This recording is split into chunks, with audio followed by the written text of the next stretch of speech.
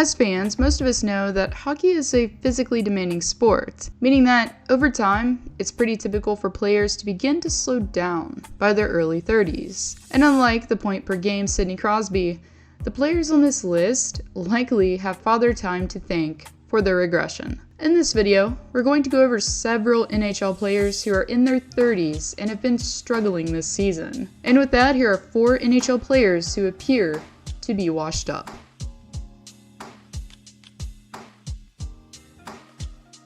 It is really hard to believe today that Johnny Gaudreau was the same player that notched 115 points in 82 games played. Reason being, since joining CBJ, and especially in this season alone, he seemed largely like a shell of his former self. Currently, the forward has only been able to muster up 15 points following 30 games played. Even more shockingly, Gaudreau's shooting percentage is sitting at a 6.3, which is the lowest it has ever been throughout his NHL career. Even though Columbus is a relatively small market in comparison to most, Gaudreau still became a spectacle last month due to the fact that head coach Pascal Vincent decided to bench his player against the Washington Capitals. Fans and media alike began to take notice when it came to Gaudreau's struggles. Back in the summer of 2022, as Gaudreau inked a 7-year deal with the Jackets, the expectation was that he would become not only an integral part of the team on ice, but also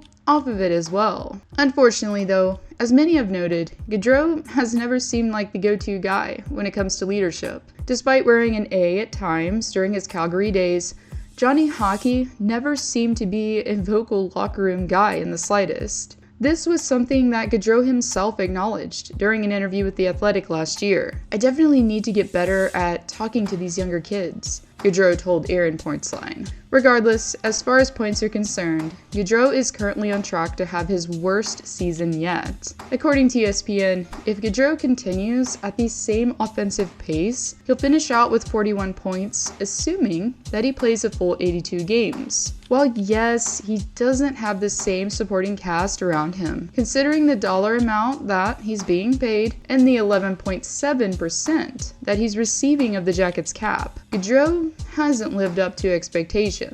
Knowing, however, that he's only 30 years of age, he definitely has the potential to rebound before he ages out.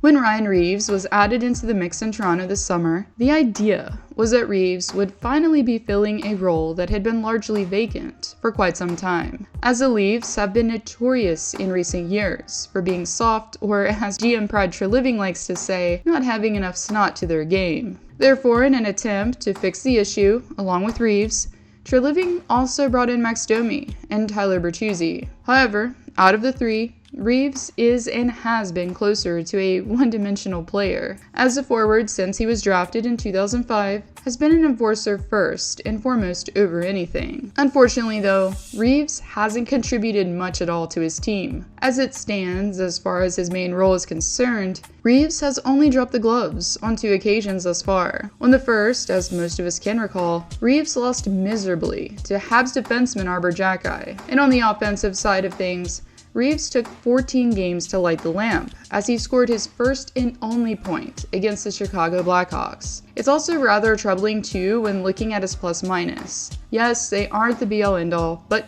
considering that it's the worst by a mile at -11, and that he's only averaging 7 minutes a game, well, that's not exactly good. Now at 36 years of age, Reeves has unfortunately lost most of his value as a player. Knowing that he's not defending teammates, scoring, his best contribution is the fact that he has 43 hits on the season. Considering that his contract doesn't expire until 2026, it's hard to tell how Reeves and the Leafs' marriage is going to end. One thing is for certain that we can all agree on here is that Reeves has lost his ability to carry his own weight in the NHL.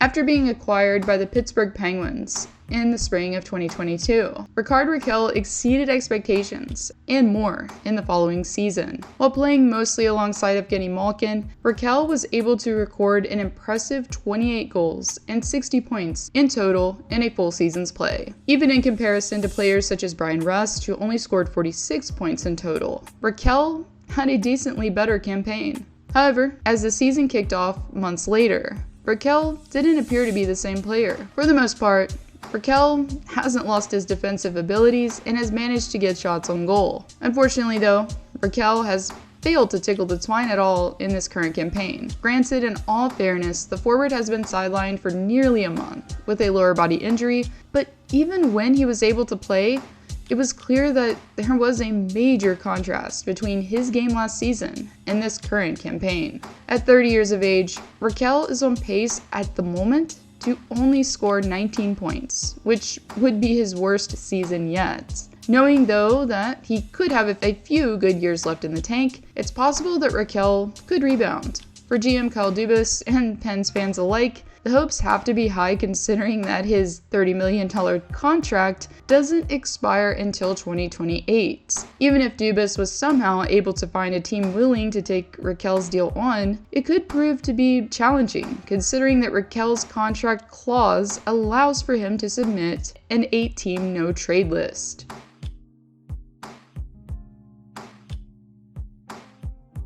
Last season, the hockey world was on the edge of its seat as Alex Ovechkin finally hit goal number 802 nearly a year ago. This particular number put him directly ahead of Gordie Howe, aka Mr. Hockey. Afterwards, headlines and conversation quickly shifted from catching Howe to catching Wayne Gretzky. As most of us know, for the Great Eight, that's been his sole ambition since winning the Stanley Cup in 2018. To his credit, Ovi had a remarkable season last campaign, as he was able to notch 42 goals and record 75 points in 73 games played. Therefore, coming into this season, the expectation was that Ovechkin would be able to get at least 25 goals or more to keep him going at the right pace. However, now, at 38 years of age, the forward has been showing signs of steep decline. A few indicators are his shooting percentage, which is a career low at 5.6, the fact that he's went 10 games now without a goal,